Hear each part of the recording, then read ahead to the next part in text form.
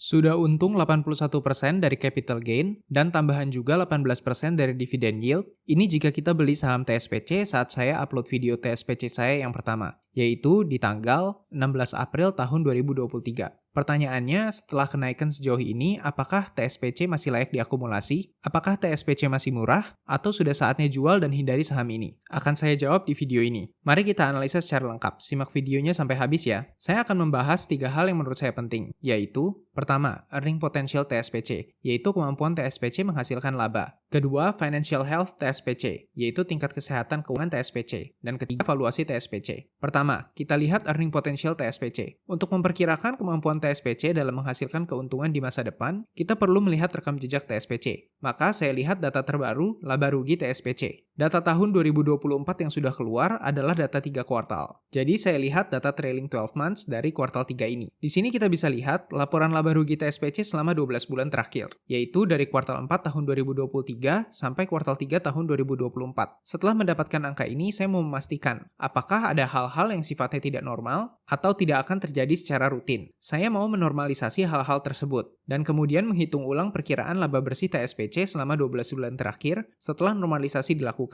Untuk melakukan itu, saya akan membandingkan laporan laba rugi di tahun 2024 dengan angka laporan laba rugi di tahun-tahun sebelumnya. Karena tahun 2024 belum full year, maka untuk tahun 2024 saya akan menggunakan angka trailing 12 months, sedangkan untuk tahun-tahun sebelumnya saya akan menggunakan angka full year. Berikut laporan laba rugi TSPC dari tahun 2019 sampai tahun 2024. Dari sini saya menemukan dan ingin memeriksa 3 hal berikut. Pertama, laba kotor yang bisa tumbuh 10% di tahun 2024, padahal pendapatan hanya tumbuh 2,9% di tahun 2024. Kedua, beban usaha yang turun dari tahun 2023 ke tahun 2024, padahal dari tahun ke tahun beban usaha cenderung naik. Ketiga, penghasilan dan beban lain-lain yang cenderung fluktuatif dan jumlahnya besar. Kenapa laba kotor bisa bertumbuh 10% ketika pendapatan hanya bertumbuh 2,9%? Mari kita lihat breakdown pendapatan dan laba kotor segmen usaha TSPC. Jika kita lihat di tabel ini, pendapatan dari segmen usaha farmasi bertumbuh 14,1%. Pendapatan dari segmen produk konsumen dan kosmetik bertumbuh 7,7%. Sedangkan pendapatan dari segmen distribusi turun 10,2%.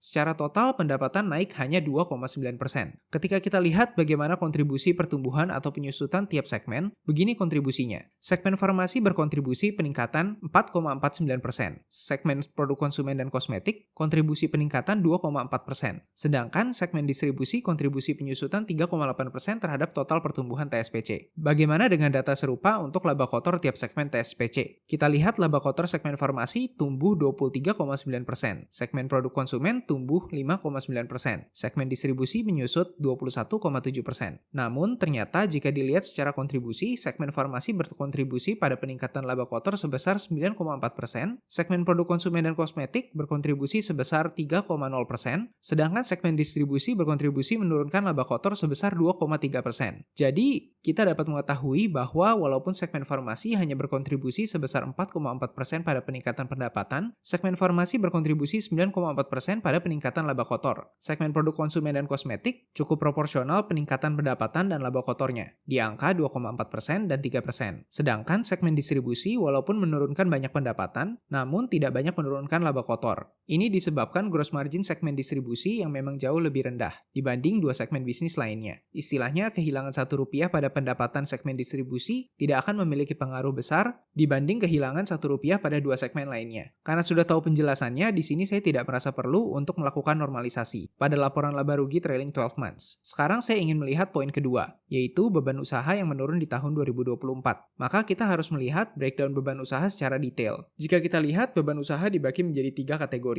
Pertama, beban penjualan, seperti iklan, gaji karyawan sales, ongkos transportasi barang, dan lain-lain. Kedua, beban umum dan administrasi, seperti gaji karyawan yang tidak berhubungan dengan penjualan, perlengkapan kantor, dan lain-lain. Ketiga, lain-lain. Pada hal ini, komponen lain-lain dijelaskan di Financial Highlight TSPC sebagai laba rugi atas kurs. Berikut breakdown beban usaha dari tahun 2019 sampai 2024. Jika kita lihat, beban penjualan sempat meningkat di tahun 2022, yang kemudian menurun selama 2 tahun berturut-turut, yaitu di tahun 2023 dan 2024. Kontribusi perubahan beban penjualan terhadap total beban usaha terlihat sangat berpengaruh. Sedangkan beban umum administrasi turun di tahun 2020 dan kemudian naik setiap tahunnya. Kontribusi perubahan pada beban umum dan administrasi juga cenderung kecil pada beban usaha. Sedangkan untuk laba rugi kurs cukup berpengaruh di tahun 2023. Jadi, yang menurut saya perlu diteliti lebih jauh adalah beban penjualan dan komponen lain-lain. Maka kita coba lihat saja komponen beban penjualan ini. Berikut tabel breakdown beban penjualan dari tahun 2019 sampai dengan tahun 2024.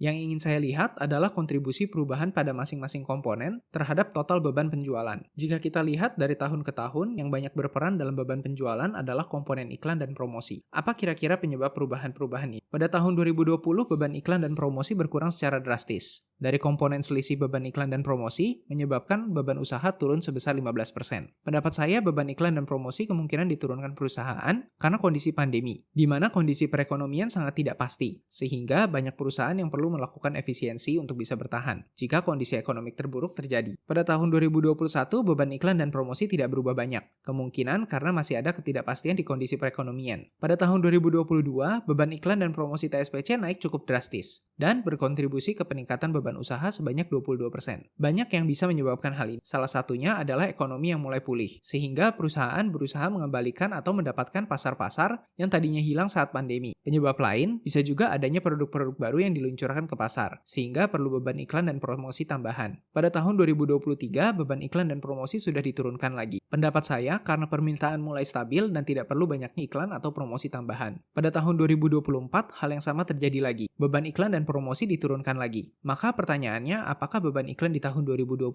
sudah normal? Atau justru tidak normal? Menurut saya pribadi, angka beban iklan di tahun 2024 adalah beban iklan yang lebih normal dibanding tahun 2022.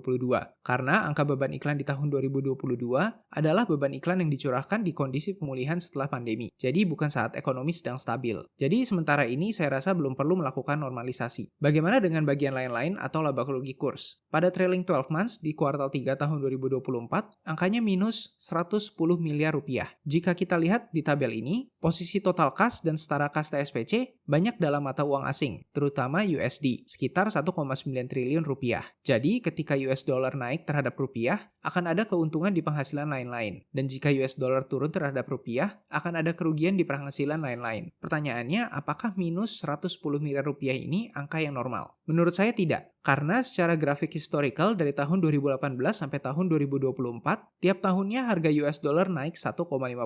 Jadi, untuk dinormalisasi dengan asumsi jumlah kas setara kas dalam US dollar tetap sama, maka angka normal ada pada angka 1,5% dikali 1,9 triliun rupiah menjadi positif 28 miliar rupiah. Maka saya akan mengganti angka negatif 110 miliar ini menjadi 28 miliar rupiah. Dan agar perhitungannya sederhana, saya akan langsung menyesuaikan laba bersih tanpa menyesuaikan pajak dan lain-lain. Maka dari itu, dari laba bersih yang tadinya 1,456 triliun meningkat jadi 1,594 triliun. Sekarang bagian beban usaha sudah selesai untuk kita periksa dan normalisasi. Selanjutnya saya mau lihat lebih jauh hal penghasilan lain-lain yang memang angkanya cukup berpengaruh. Komponen pertama adalah penghasilan keuangan. Ini adalah pendapatan yang didapatkan dari bunga deposito bank, dari kas dan setara kas TSPC. Wajar angkanya terus meningkat di beberapa tahun belakangan, karena tingkat kas dan setara kas TSPC memang meningkat. Karena itu saya tidak melakukan normalisasi apa-apa. Laba rugi atas entitas asosiasi akan sulit diprediksi, karena kita tidak tahu aktivitas bisnis entitas-entitasnya, dan karena angkanya tidak terlalu besar, saya tidak melakukan normalisasi apa-apa. Penjelasan mengenai beban restrukturisasi menjelaskan bahwa pada tahun 2023 dan 2022, perusahaan melakukan perampingan jumlah karyawan dalam perusahaan dan entitas anak tertentu. Angka yang muncul adalah angka dari hal tersebut. Sebenarnya angka di kuartal 3 tahun 2024 beban restrukturisasi ini sudah nol, tapi karena angkanya kecil sekali, saya juga tidak normalisasi. Beban keuangan adalah ongkos yang dikeluarkan untuk membayarkan bunga pinjaman yang digunakan oleh TSPC. Saya rasa angkanya juga akan cukup stabil, jadi saya juga tidak melakukan normalisasi. Kemudian laba atas penjualan investasi di tahun 2024 angkanya 0, sedangkan di tahun 2023 dan angka di tahun 2022 angkanya cukup besar. Kenapa? Karena di tahun 2023 dan 2022 ada penjualan PT Beiersdorf Indonesia sebesar total 20%. 11% dijual di tahun 2022, 9% dijual di tahun 2023. Pada tahun 2024, TSPC sudah tidak memiliki saham di PT Beiersdorf Asia. Tentu saja penjualan perusahaan seperti ini tidak bisa terjadi setiap tahun. Jadi, angka di tahun 2024 justru angka yang sudah normal. Begitu pula beban lainnya. Memang tidak dijelaskan di laporan keuangan. Tapi saya rasa beban lainnya ini ongkos yang timbul dari penjualan PT Beiersdorf Indonesia. Karena tahun-tahun sebelumnya tidak ada beban ini. Dan berdasarkan laporan keuangan TSPC 3 kuartal tahun 2024, ongkosnya sudah tidak ada. Jadi, menurut saya juga tidak perlu dinormalisasi. Jadi, setelah pengecekan 3 hal, kita sudah mendapatkan perkiraan angka normal laba TSPC sekarang ini, yaitu 1,594 triliun. Namun, angka ini saja tidak cukup. Untuk bisa memperkirakan earning potential TSPC di masa depan, kita harus bisa memperhitungkan tingkat pertumbuhan TSPC. Jadi, bagaimana cara memperkirakan tingkat pertumbuhan ini? Memang tidak ada cara yang pasti benar. Tapi, yang akan saya lakukan adalah memperkirakan pertumbuhan tiap segmen usaha TSPC, kemudian mengalihkannya dengan gross margin untuk mendapatkan pertumbuhan laba kotor, dan menjadikannya sebagai angka pertumbuhan. Kenapa menggunakan angka laba kotor? Kenapa tidak menggunakan pendapatan saja? Karena seperti yang sudah kita bahas sebelumnya, peningkatan pendapatan di tiap segmen usaha punya kontribusi yang berbeda juga terhadap laba. Peningkatan atau penurunan pendapatan pada segmen distribusi tidak seberpengaruh peningkatan atau penurunan pada segmen farmasi dan produk konsumen. Sekarang mari kita lihat performance tiap-tiap masing segmen usaha dari tahun 2019 sampai tahun 2024. Berikut angka-angkanya. Di sini kita bisa lihat angka pendapatan, laba kotor, dan gross margin masing-masing segmen usaha. Sekarang kita ingin mengetahui angka pertumbuhan pendapatan masing-masing segmen usaha, berikut angka-angkanya. Tapi perlu diketahui bahwa angka tahun 2024 baru terlihat angka 3 kuartal. Jadi, jika kita asumsi bahwa tingkat pertumbuhannya proporsional dengan angka 3 kuartal yang sudah berjalan, maka kita tinggal mengalihkan angka pertumbuhannya dengan 4 dan membagi dengan 3. Maka segmen farmasi di tahun 2024 akan tumbuh 19%. Segmen produk konsumen dan kosmetik tumbuh 10%. Segmen distribusi turun 14%. Sekarang, angka apa yang akan kita pakai menjadi angka pertumbuhan tiap segmen? Untuk segmen farmasi, saya akan turunkan sedikit angkanya jadi 15%, agar lebih konservatif. Di tahun-tahun sebelumnya, segmen farmasi tidak pernah tumbuh setinggi itu. Tapi, memang karena baru-baru ini saja produk nutrisi dari segmen farmasi mengalami pertumbuhan pesat. Tapi pada kesimpulannya saya ingin lebih konservatif, jadi saya akan pakai angka 15% menjadi angka pertumbuhan. Sama dengan produk konsumen. Walaupun perkiraan pertumbuhan tahun 2024 akan 10%, tapi saya akan turunkan sedikit menjadi 8%, agar lebih konservatif. Sedangkan, angka penurunan segmen distribusi akan saya jadikan 0%, tidak naik dan tidak turun. Kenapa? Menurut saya kemungkinannya tidak tinggi di mana segmen usaha distribusi TSPC akan menyusut terus dari tahun ke tahun. Akan ada kemungkinan naik turun, tapi menurut pendapat saya, ujung-ujungnya tidak akan berubah terlalu banyak pada jangka panjang. Sekarang, setelah ada angka ini, kita tinggal kalikan angka pertumbuhan masing-masing usaha ke pendapatan masing-masing segmen usaha trailing 12 months di tahun 2024. Ini angka perkiraan pendapatan masing-masing usaha sampai tahun 2029. Sekarang kita tinggal mengalihkan gross margin untuk mendapatkan perkiraan laba kotor sampai tahun 2029. Angka mana yang akan kita pakai? Sulit memperkirakan bagaimana perubahan gross margin pada tahun-tahun mendatang, karena banyak sekali faktornya. Maka saya gunakan angka trailing 12 months kuartal 3 tahun 2024 saja. Maka ini perkiraan angka laba kotor dari tahun 2025 sampai tahun 2029.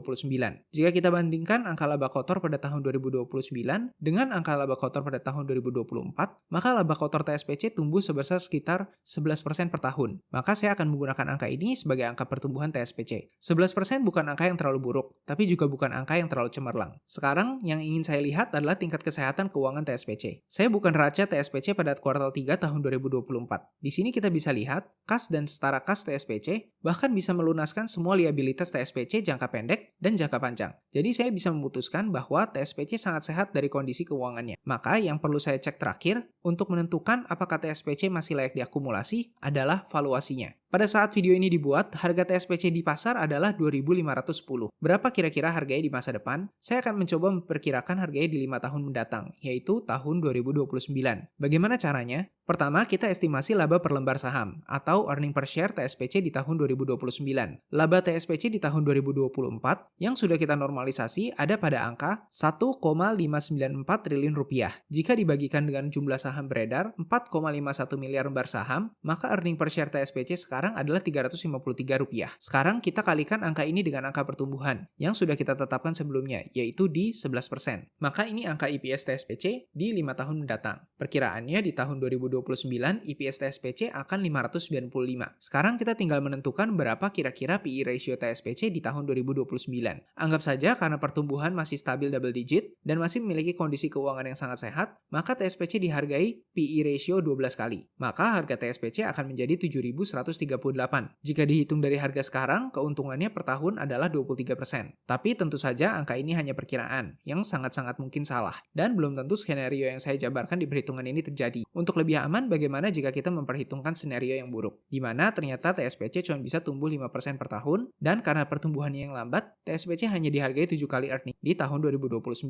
Maka ini harga TSPC di tahun 2029, yaitu 3.154. Maka keuntungan per tahun investasi di saham TSPC hanya sekitar 5%. Jadi bagaimana kesimpulannya? Apakah TSPC masih layak akumulasi? Menurut saya pribadi, TSPC masih layak untuk diakumulasi. Kenapa? Karena potensi keuntungan yang tinggi dengan resiko yang rendah. Namun perlu diingat, video ini bukan ajakan atau larangan untuk membeli atau menjual suatu saham. Karena apa yang ada di video ini sangat mungkin salah. Bisa saja skenario salah, bisa saja perhitungan salah. Jadi, sebelum membeli atau menjual suatu saham, pelajarilah saham itu sendiri. Dan jangan mudah percaya dengan orang di internet. Sekian video kali ini, semoga videonya membantu. Jika kalian suka dengan konten video analisa saham seperti ini, kalian bisa subscribe ke channel ini ya. Terima kasih.